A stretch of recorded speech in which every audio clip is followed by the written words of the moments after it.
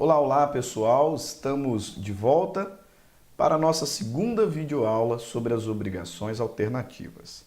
No primeiro vídeo, trabalhamos alguns elementos conceituais, identificando o que é obrigação alternativa e a sua localização na classificação de obrigações quanto ao número de objetos.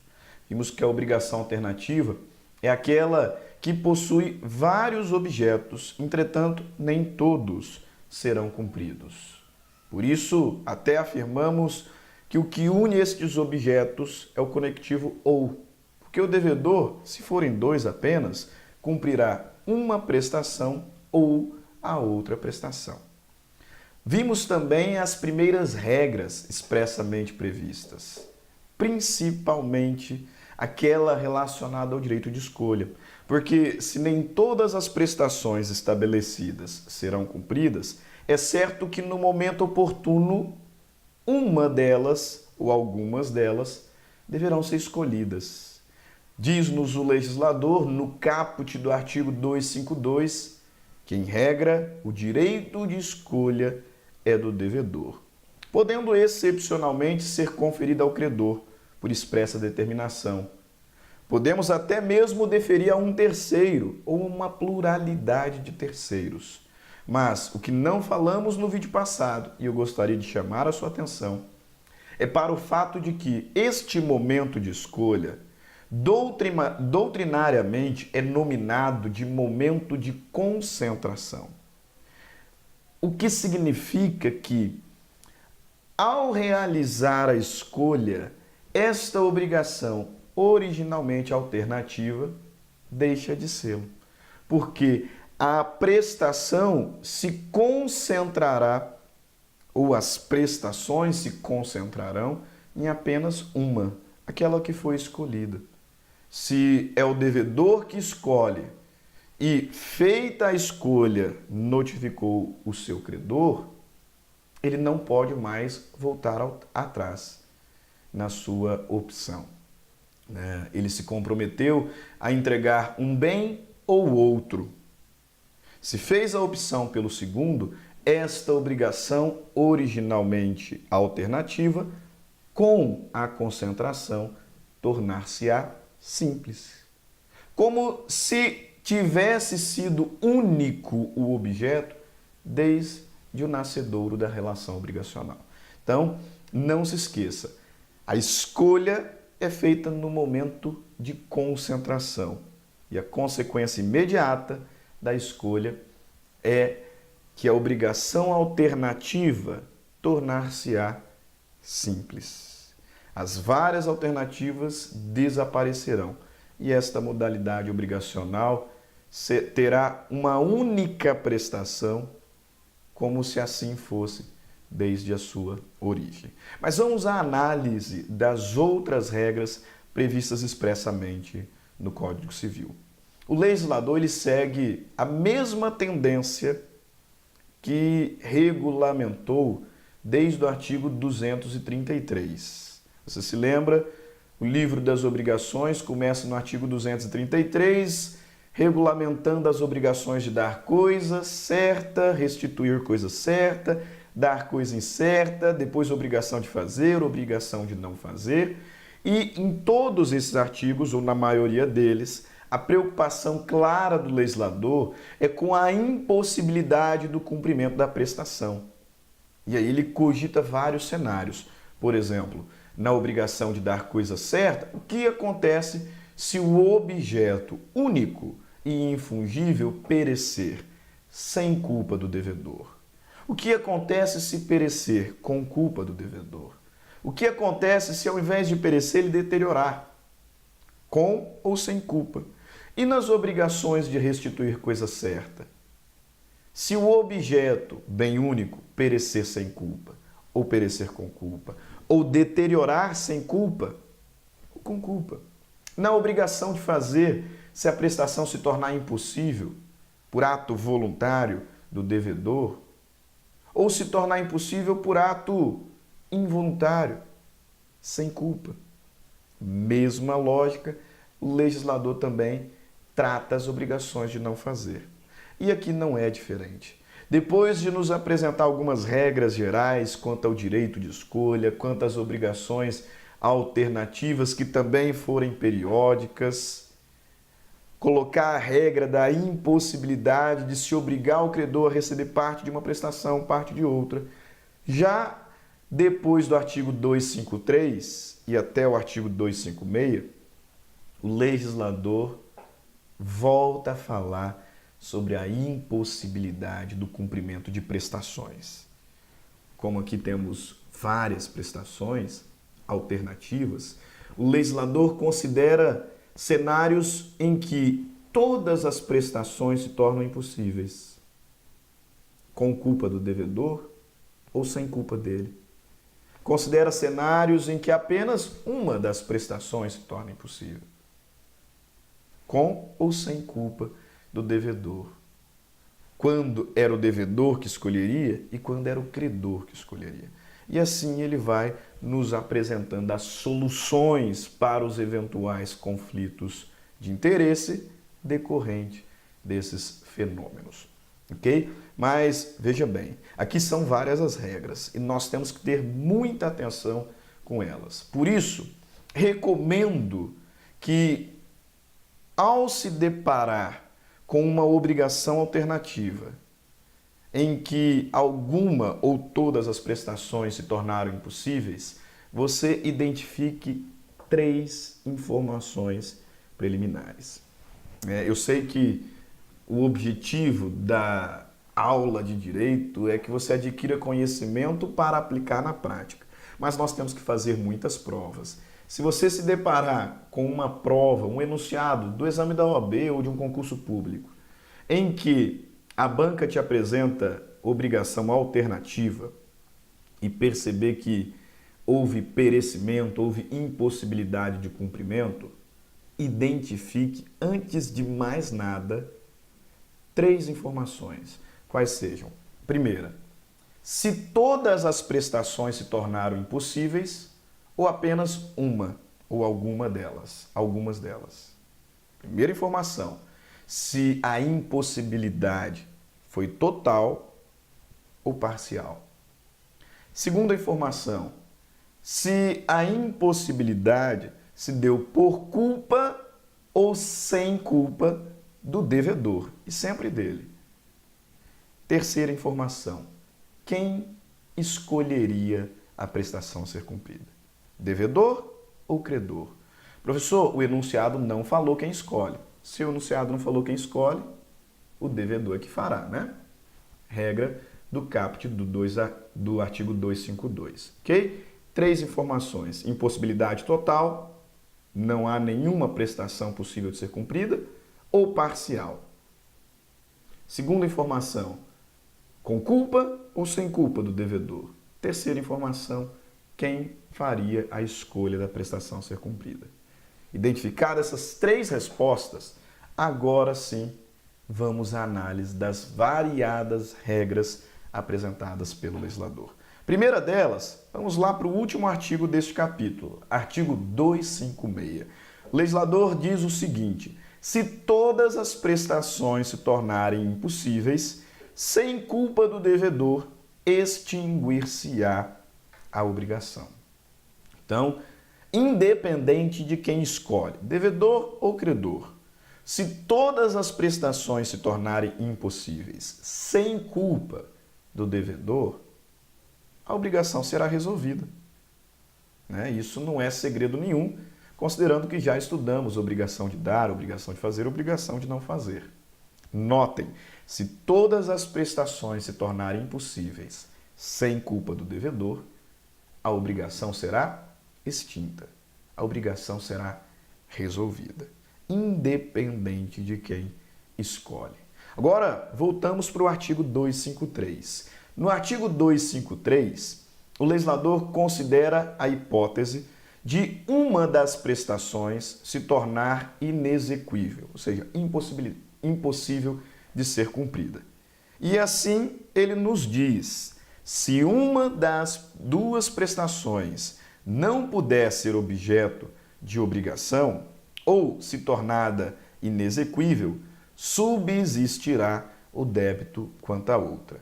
Se uma das duas prestações não puder ser objeto de obrigação ou se tornada inexequível, subsistirá o objeto quanto à outra.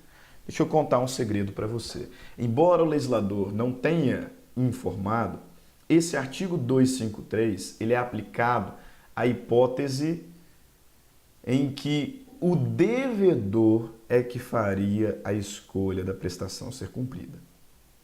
E nesse contexto, se uma das prestações se tornou impossível, com ou sem culpa, não interessa, porque o credor já seria obrigado a receber qualquer uma delas, subsistirá a obrigação quanto à outra.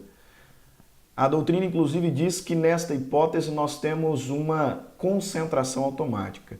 Se são apenas duas as alternativas e uma delas se tornou impossível, com ou sem culpa do devedor, e era ele devedor que escolheria, a obrigação torna-se simples. Será automaticamente concentrada naquela subsistente, que será prestada, então, ao credor. Ok? Então, se quem escolhe é o devedor e o perecimento é parcial, não interessa se por culpa ou sem culpa. Subsiste a obrigação quanto à outra prestação. Ok? Compreendeu? Mais um destaque que faço. Esse artigo 253 pode ser aplicado também quando o credor é que faria a escolha, mas uma das prestações se tornou impossível sem culpa do devedor. Veja, esse mesmo artigo pode ser aplicado em 3 situações diferentes. Se é o devedor quem escolhe e uma das prestações se tornou impossível sem culpa, subsiste a obrigação quanto à outra. Se é o devedor que escolhe e uma das prestações se tornou impossível por culpa, subsiste a obrigação quanto à outra. E não há nem que se falar em perdas e danos, porque o credor já seria obrigado a receber qualquer uma delas. E por fim, se era o credor que faria a escolha e uma das prestações se tornou impossível sem culpa do devedor, subsiste a prestação quanto à outra. Subsiste a obrigação quanto à outra prestação. Ok? Artigo 254 do Código Civil nos traz uma outra situação, qual seja, todas as prestações se tornaram inexequíveis, impossíveis de serem cumpridas, sem culpa, ou melhor, com culpa do devedor. Porque nós sabemos, artigo 256, se todas se tornarem impossíveis sem culpa, a obrigação será resolvida. Ponto. E não há que se falar em perdas e danos. Mas, e se todas as prestações se tornarem impossíveis de serem cumpridas por ato culposo do devedor? Sendo que ele mesmo, o devedor, é que faria a escolha da prestação a ser paga. E aí? Qual a solução que o legislador nos concede? Artigo 254. Se por culpa do devedor não se puder cumprir nenhuma das prestações, não competindo ao credor a escolha, ficará aquele, o devedor, obrigado a pagar o valor da que por último se impossibilitou, mais perdas e danos que o caso determinar. Esse artigo ele é riquíssimo. Esse artigo tem que ser estudado com alguns marca-textos de cores diferentes, né? Porque notem, olha como ele tem muito conteúdo. Se por culpa do devedor, já pode marcar aí, se por culpa do devedor não se puder cumprir nenhuma das prestações, não competindo ao credor a escolha, pode marcar também. Então quem escolheria era o próprio devedor. Ficará o devedor obrigado a pagar o valor da última que se impossibilitou, o valor da que por último se impossibilitou, mais perdas e danos que o caso determinar. Alguns doutrinadores vão citar lá como exemplo Mévio devia a entrega de um cavalo determinado ou uma égua. Mévio devia a entrega de um cavalo chamado Trovão, porque tem que ser coisa certa, né? Ou uma égua chamada Halley. E os dois animais morreram por culpa do devedor. Nesta hipótese, à luz do artigo 254, o devedor terá que pagar o valor do último animal a morrer, mais perdas e danos. Ok? Então, mais uma situação que o legislador expressamente nos traz. O artigo 255, que é o último remanescente, traz duas regras. Costumo dizer para os meus alunos, presencialmente, sempre que aparecer um ponto e vírgula num artigo, muito cuidado, porque ou ele está trazendo duas regras, ou logo após o ponto e vírgula, nos apresenta uma exceção. Neste caso, o artigo 255 do Código Civil regulamenta duas situações distintas. A primeira situação a ser regulamentada, ou que foi regulamentada pelo legislador, é a hipótese de, escolhendo o credor, ou seja, tendo o credor o direito de escolha, uma das prestações se tornar inexequível por culpa do devedor. Quem escolhe é o credor. Uma das prestações se tornou impossível por culpa do devedor. Veja o que o Código Civil nos diz. Primeira parte do artigo 255. Quando a escolha couber ao credor e uma das prestações tornar-se impossível por culpa do devedor, o credor terá direito de exigir a prestação subsistente ou o valor da outra, com perdas e danos. Então, se quem escolheria era o credor, porque assim o título determina, e uma das prestações se tornou inexequível por culpa do devedor, o credor, que é quem tinha direito de escolha, poderá optar entre receber a prestação subsistente ou reclamar o valor daquela que se perdeu. E tanto num quanto no outro caso, também reclamar perdas e danos decorrentes do ato culposo do devedor. Ok? Mas depois do ponto e vírgula, no mesmo artigo, o legislador regulamenta a situação em que, cabendo ao credor a escolha, todas as prestações se tornam impossíveis de serem cumpridas por culpa do devedor. Veja o que o Código Civil nos diz, depois do ponto e vírgula, no mesmo artigo. Se, por culpa do devedor, ambas as prestações se tornarem inexequíveis, poderá o credor reclamar o valor de qualquer das duas, além da indenização por perdas e danos. Então, se quem faria a escolha era o credor e todas se tornaram inexequíveis por culpa do devedor, o credor poderá escolher o valor de qual das prestações ele quer receber, mais perdas e danos. Nossa, professor, é muita coisa, né? Exatamente. E é muita regra próxima, né? Muito detalhezinho para diferenciar. Por isso, eu estou apresentando aí na sua tela um gráficozinho ou um quadrozinho sinótico para tentar te ajudar a identificar as variadas situações e a consequência de cada uma delas. Ok? Como eu disse, você tem que identificar três informações. Se o perecimento foi total ou parcial, ou seja, se todas as prestações se tornaram inexequíveis ou se uma apenas se tornou inexequível. Depois, identificar se esse perecimento se deu por culpa ou sem culpa do devedor. E, por fim, identificar quem faria a escolha. Com essas três informações, com certeza encontrará a resposta correta. Veja aí no nosso quadro. Se quem escolheria a prestação a ser cumprida era o devedor e uma das prestações se tornou impossível sem culpa, subsiste a obrigação quanto à outra prestação, à luz do artigo 253. Se quem escolheria era o devedor e o perecimento foi parcial, com culpa sua, o credor já seria obrigado a receber qualquer uma. Então, subsiste a obrigação quanto a outra prestação. Artigo 253. Neste caso, não há que se falar em perdas e danos. Ok? Primeiro quadrinho que nós vimos. Continuando na escolha do devedor. Se quem escolheria era o devedor e a perda foi total.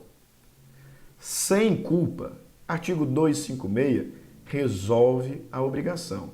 E é evidente, se o devedor já tinha recebido algum valor, ele tem que devolvê-lo, né? Status quo ante. Se todas as prestações pereceram e quem escolheria era o devedor, esse perecimento se deu com culpa. Muita atenção. Artigo 254 diz que o devedor terá que pagar o valor da última que se pereceu, que se perdeu, melhor dizendo. Lembra? Tinha que entregar o cavalo trovão ou a égua Halley. E os dois morreram por culpa do devedor. Era o devedor que escolheria o animal a ser entregue. Ele vai pagar o valor do último que morreu, mais perdas e danos nesse caso, ok? Embora não informado ali à luz do artigo 254. Vamos agora para a outra metade do quadro. Se, por expressa inversão do contrato, quem faria a escolha era o credor. O credor escolheria a prestação a ser cumprida e uma das prestações se tornou impossível sem culpa do devedor. À luz do artigo 253, terceira vez sendo aplicado, subsistirá a obrigação quanto a outra prestação. Eram apenas duas alternativas. Quem faria a escolha? O credor. Uma das alternativas se tornou impossível, sem culpa. Subsiste a obrigação quanto a outra, que deverá ser cumprida pelo devedor, concentração automática. Agora, se o perecimento foi parcial, mas decorrente de ato culposo do devedor, e o credor é que faria a escolha, o legislador nos diz na primeira parte do artigo 255. Uma das prestações se tornou impossível por culpa do devedor. O credor, que é quem faria a escolha, terá o direito de optar pela prestação subsistente ou pelo valor daquela que pereceu. Tanto num caso quanto no outro, mais perdas e danos, conforme a inteligência do artigo 255 na sua primeira parte. Caminhando para as duas últimas hipóteses, o devedor tinha o direito de escolha. Ou melhor, o credor tinha o direito de escolha. E todas as prestações pereceram sem culpa do devedor. Artigo 256 resolve a obrigação. Se o devedor já tinha recebido algum valor, ele tem que devolver. Status quo ante. Por isso, veja, se todas as prestações se tornarem impossíveis sem culpa, não interessa quem escolhe. Artigo 256 resolve a obrigação. Status quo ante. Agora, se todas as prestações se tornarem impossíveis, com culpa do devedor, e quem faria a escolha era o credor, então o credor poderá optar pelo valor de qual das prestações ele quer receber. Ele pode escolher o valor da primeira prestação que pereceu, da segunda prestação que pereceu, ou que se impossibilitou. Ele, credor, é quem escolhe. Se o credor é que faria a escolha e todas as prestações se tornaram impossíveis por culpa do devedor, o credor tem o direito de escolher o valor de qualquer das prestações, mais perdas e danos. Ok? Esses são todos os 8 cenários possíveis e resolvidos pelos artigos 253, 254, 255 e 256 do Código Civil. Muita informação, sim. Leia várias vezes os artigos. Leia várias vezes o nosso quadro sinótico e localize cada uma das respostas, identificando as três informações que te orientei a destacar. A perda, o perecimento foi total? Com culpa ou sem culpa do devedor? E quem faria a escolha? Devedor ou credor? Então encontre a resposta adequada. Ok? Nós terminamos por aqui a nossa aula sobre as obrigações objetivamente complexas. Voltaremos num próximo vídeo falando sobre as obrigações subjetivamente complexas, também tema que temos que ter o devido cuidado. Obrigações divisíveis, indivisíveis e solidárias. Espero que os nossos vídeos estejam sendo úteis para o seu estudo. E se você gostou, não esqueça de curtir, compartilhar e se ainda não é inscrito, inscreva-se no nosso canal e acompanhe as nossas postagens. Grande abraço a todos, fiquem todos com Deus e até o próximo vídeo.